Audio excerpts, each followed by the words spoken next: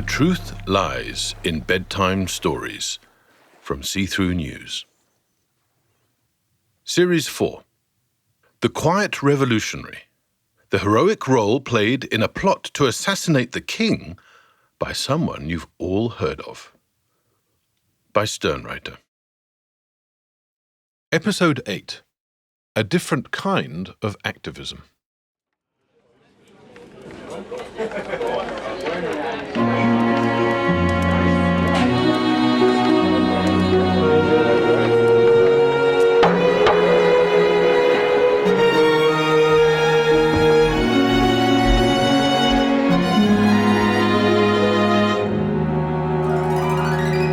Life and the British justice system are a bit messier than Hollywood scripts. After James volunteered his testimony to the Privy Council, John Smith the bookseller, George Higgins the chemist shopman, and their London Corresponding Society co-accused remained in the Tower of London for months. But the physician from Hoxton's testimony in this trial turned public opinion. Eventually, all charges were dropped, and his friends were released from the tower as free men. And, well, now you can imagine whatever Hollywood moment you like. If you like real reality, if you're okay with nuance, would you like to know what actually happened when James left the Privy Council courtroom that day? In its way, it's just as remarkable as the movie version. It certainly tells us a lot about Jimmy P., the physician of Hoxton. On the day of the trial, after talking his way out of a noose and politely defying the combined firepower of the Prime Minister and Attorney General, James leaves the court and steps out into the street. There, he's confronted by the mother of one of his patients. Ignoring the baying journalists, he takes the distraught Margaret Davis aside. He asks why she's so upset and listens carefully to what she says. Margaret tells him she's come to the court in desperation to seek his urgent help. Her son, George, who has what we now call mental health issues, is one of James's patients at the Hoxton Lunatic Asylum. James is a frequent visitor there. Unlike the rest of his profession, he feels compassion for its occupants. In 1794, a lunatic asylum is still seen more as a place of public entertainment than a sanatorium.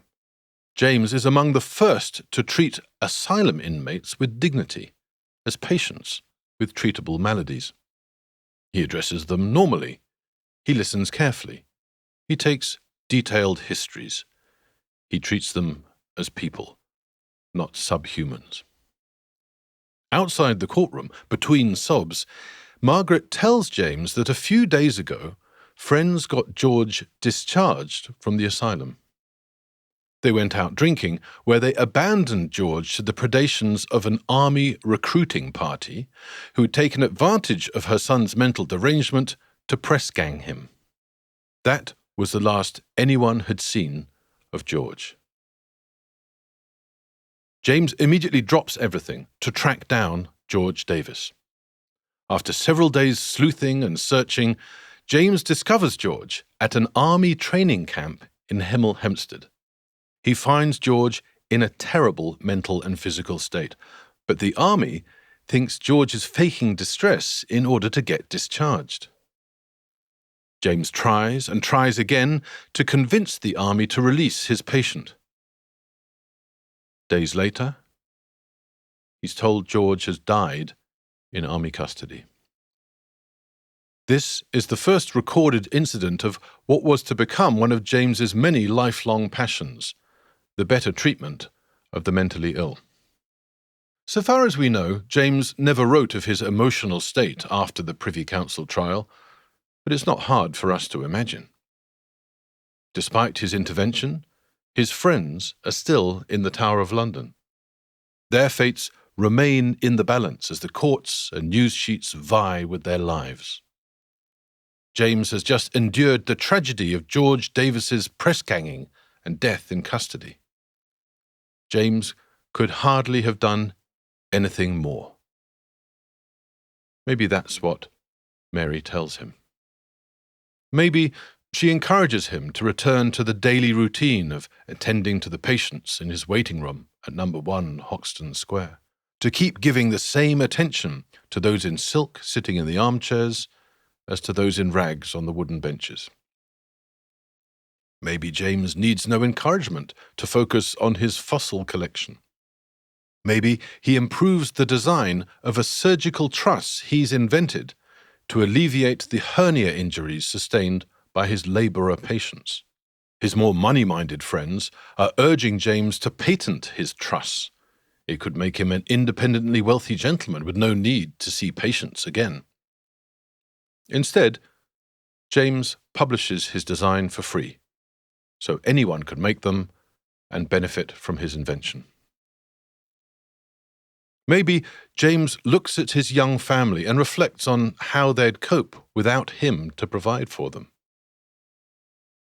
This is all speculation, but what we do know is that after the Privy Council trial, James abandons politics. He publishes no more pamphlets on the subject of political reform. Instead, James devotes himself to less dangerous topics, an astonishing variety of them, in fact. Over the next 30 years, James publishes dozens of papers, including seminal works in geology, paleontology, care for the mentally ill, and medicine. Among them, a 65-page treatise, an essay on the shaking palsy, the one that barely causes a ripple when it's published in 1817. 7 years later, James dies on the winter solstice of 1824. He was mourned in the parish, respected by his peers in the sciences. The poor and needy of Hoxton continue to remember him fondly, as they're treated by his son, John, who takes over the family practice. Years pass. The Industrial Revolution blasts on full steam ahead. Britain's empire spreads. People die. Memories fade. As the decades pass, many of the reforms James sought as a younger man come to pass. Meanwhile, with the passing of every person who's known him, the name of James Parkinson fades, wanes, ebbs, dissolves, evaporates. So, why do I claim you've all heard of him? 63 years after James Parkinson had been buried in St. Leonard's churchyard, 63 years after he's laid to rest beside his infant children, a Parisian physician stumbles across that 1817 essay on the shaking palsy. Jean-Martin Charcot, the founder of the modern science of neurology, reads James's 1817 pamphlet again and again. He starts circulating copies to colleagues. Charcot was the first of many to be astonished at this modest physician's powers of observation and deduction. To honor James posthumously, Charcot introduces the eponym Parkinson's disease. It was widely used in Europe before it became common in Britain. After years of warning against the revolutionary dangers gusting over the Channel, James might have been amused that his resurrection originated in Paris. But most of all, I imagine James Parkinson, Jimmy P., would have been astonished to learn that of all his life's achievements, the one for which he's remembered 2 centuries later is his little pamphlet on what he called the shaking palsy. Our story today of the quiet heroism of this modest physician in revolutionary times is long forgotten. That's why I want to tell it. But we all know about what my dad always used to call this cruel disease. We now know that Parkinson's disease afflicts 1 in every 500 people. If you're wondering why such a common disease went unnamed for so long, consider the complexity of its presentation. Parkinson's has a wide variety of symptoms, each of which affects every individual differently. Huge strides have been made in understanding the mechanism of Parkinson's disease, but even today, its cause and its cure elude medical science. So, how did this modest Hoxton physician, with only the technology and medical understanding of the early 1800s to guide him, spot this shape-shifting collection of symptoms? How could he work out that they might be linked and share a single root cause, something that eluded doctors for decades after his death? James Parkinson spotted this because of his extraordinary powers of compassion, empathy, observation, and listening. His essay on the shaking palsy has become a classic of medical literature. Read it, and you'll be even more amazed. He described this complex disease with such uncanny accuracy based on only 6 cases. 3 he read about, 2 he examined himself, and 1 was a nameless stranger he spotted once. One day, looking from his study to the other side of Hoxton Square, James's sharp eye caught a distinctive, shuffling gait. The man slowly disappeared from James's sight, swallowed up by London. James never saw the man again, never knew his name, but he knew what he'd seen. He made a note, described what he saw, and later connected it to his other observations.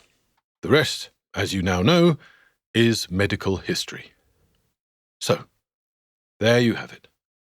The story of Jimmy P., my hero's hero, James Parkinson. Just as Jimmy P. collected and assembled all his pieces of evidence for the shaking palsy, my father spent his life assembling all the little clues and crumbs and components of the story you've just heard from all sorts of different sources. This, then, is the trove I found in the papers in Dad's study after he died. The bizarre tale of the heroic role played in a plot to assassinate the king by someone you've all heard of is my homage to my hero via his hero. Parts of it are familiar to some specialists in medical and 18th century history, but it's a barely told story, which is why I wanted to tell it to you. Now, there's one more story I think you'd like now you know Jimmy P. It too reaches out beyond the grave, but this one is even less well known, and, in its own way, just as remarkable. Put it this way, I reckon Jimmy P. would have loved it. In episode 9, A Tale of Two Wheezes, we reveal another extraordinary ripple emanating from number 1 Hoxton Square to the present day. The series was written, narrated and produced by SternWriter. Audio production by Samuel Wain. The Truth Lies in Bedtime Stories is a See-Through News production.